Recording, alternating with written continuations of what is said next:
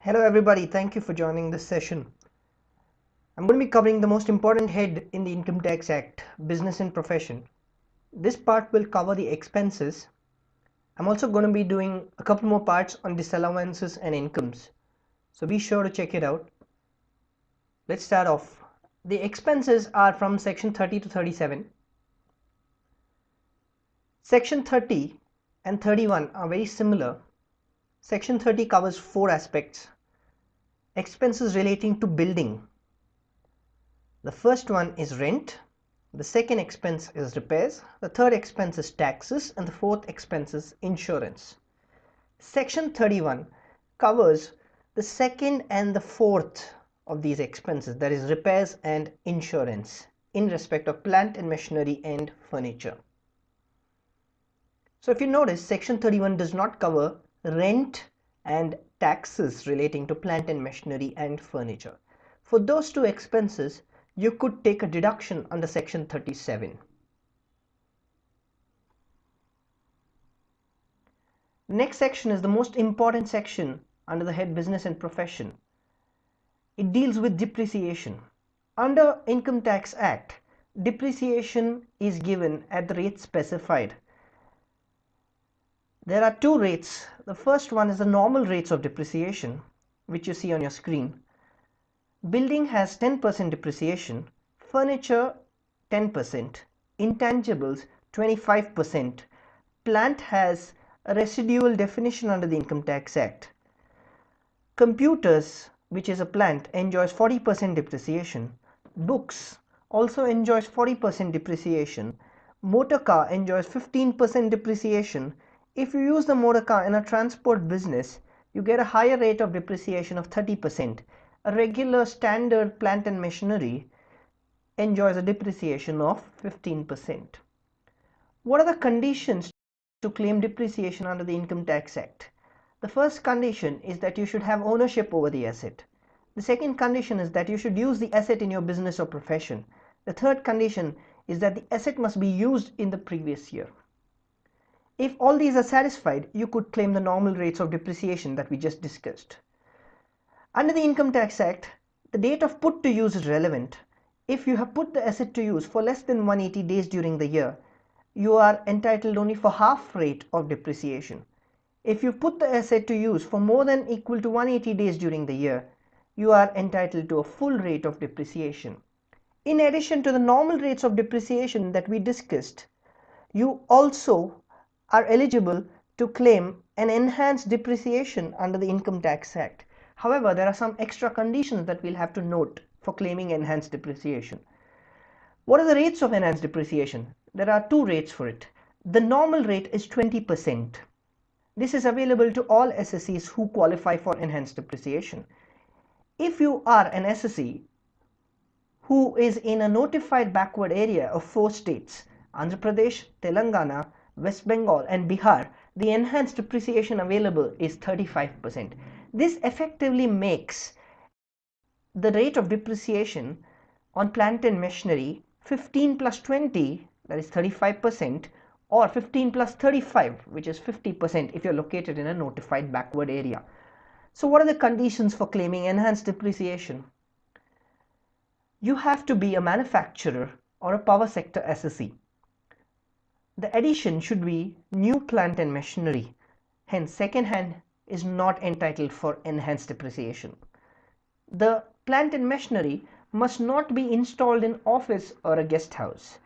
It should not be a vehicle or an office appliance, and no section should give 100% deduction. For example, if you're a 3580 business and you've claimed 100% deduction under 3580, you will not be entitled for enhanced depreciation.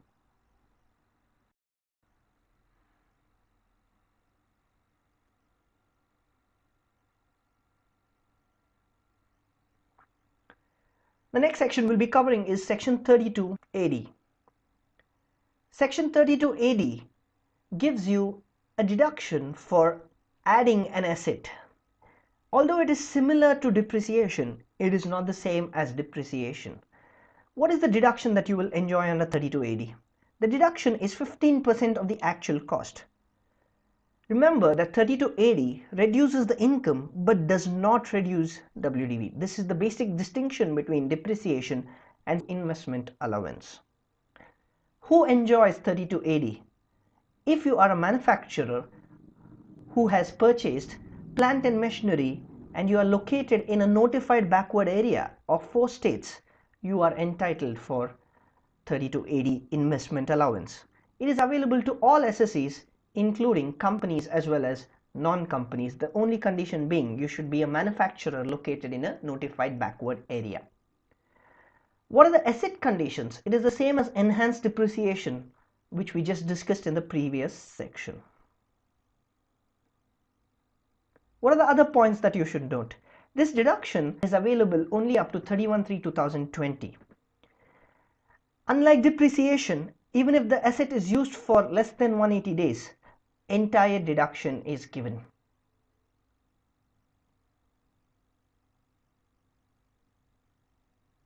The next section we're going to be discussing is section 35, scientific research. Scientific research gives a deduction of both revenue as well as capital expenditure. Please watch the scientific research video for in-depth analysis. The first type of deduction that you will get is if you yourself carry on research and development. If you carry on research and development and if you are a manufacturing entity, you can get a deduction of 150%. But remember that this is available only for companies and this does not include land and building. If you are not a manufacturer, then you are entitled for 100% deduction under section 35. But you cannot claim a deduction for land under this section.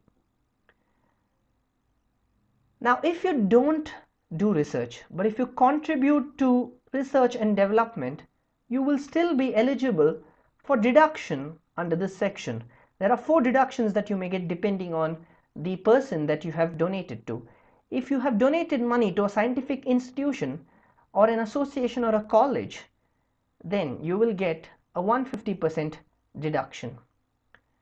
If you donate the money to a company whose main object is scientific research and development, you will get a 100% deduction. If you donate money to a university, college or institution or an association for social science and statistical research, you are entitled for 100% deduction. If you donate to a national lab or an IIT or a university, you will be entitled to a 150% deduction under this section.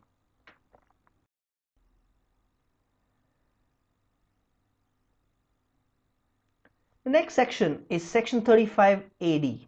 35AD is for specified businesses. So what are the specified businesses? There are many businesses under this section. Try to remember 1 to 7.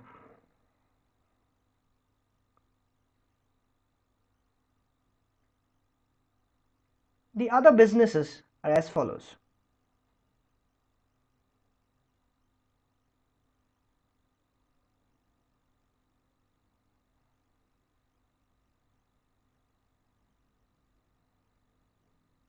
So what are the conditions to claim deduction under this section? Firstly, it has to be a new business. Second condition is that the assets added must not be second hand. However, for this section, imported second hand is considered okay. That means you will still get a deduction. Domestic, however, has an upper limit of 20%. If you add domestic second hand plant and machinery more than 20%, you will not be entitled to deduction under this section. And under this section, you cannot claim land, goodwill, or financial instruments. What is the benefit under this section? The benefit under this section is that you will get a 100% deduction for all capital expenditure. Till last year, the deduction was 150% for certain businesses. From AY 1819 onwards, 150% has been removed, and all businesses that we saw in the first part of the section will now be entitled only for 100% deduction. Please watch my video on 35AD, withdrawal of deduction due to the violations.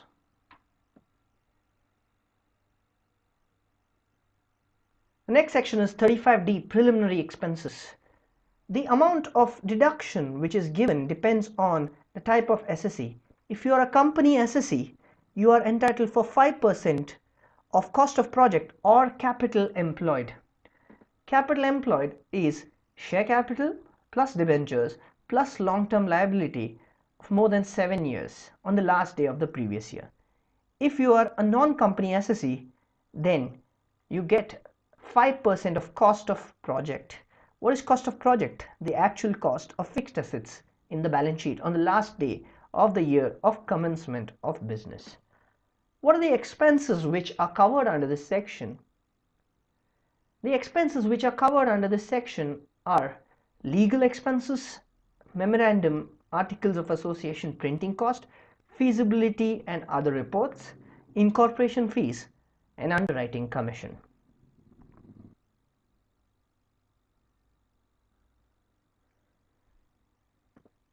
The next section is section 36. We're going to be discussing the most important one. The first one is insurance premium.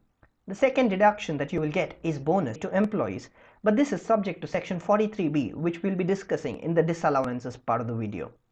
The third deduction that you will get is interest on loan. This is also subject to 43B. The fourth deduction is discount on a zero coupon bond. This is allowed over the life of the zero coupon bond. The fifth deduction is provident fund of employees. There are two sub clauses which are possible under this: the employer's contribution and the employee's contribution. The employer's contribution is subject to 43B. The employee's contribution must be remitted on or before the Provident Fund Act due dates. The sixth one is for pension fund. It is allowed up to 10% of salary. The seventh one is for bad debts. Under the Income Tax Act, under section 36, bad debts written off is given as a deduction. However, provision for doubtful debts is not allowed.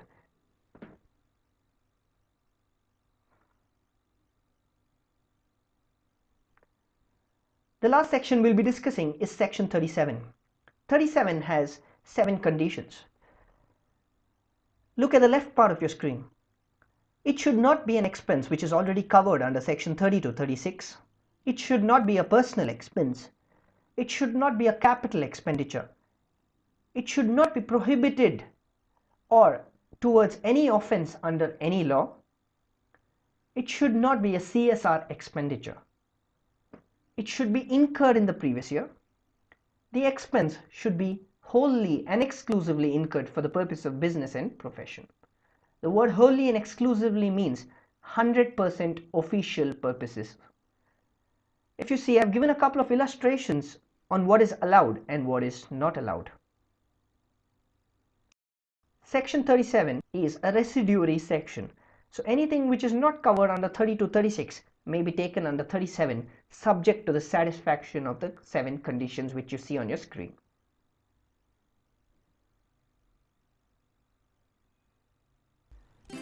Thanks a lot for watching this video. In the description of the video, you can find the link to the chart that I've used. I hope this video helped. If you liked it, please let me know in the comments section and subscribe to my channel so that you can get regular updates from me.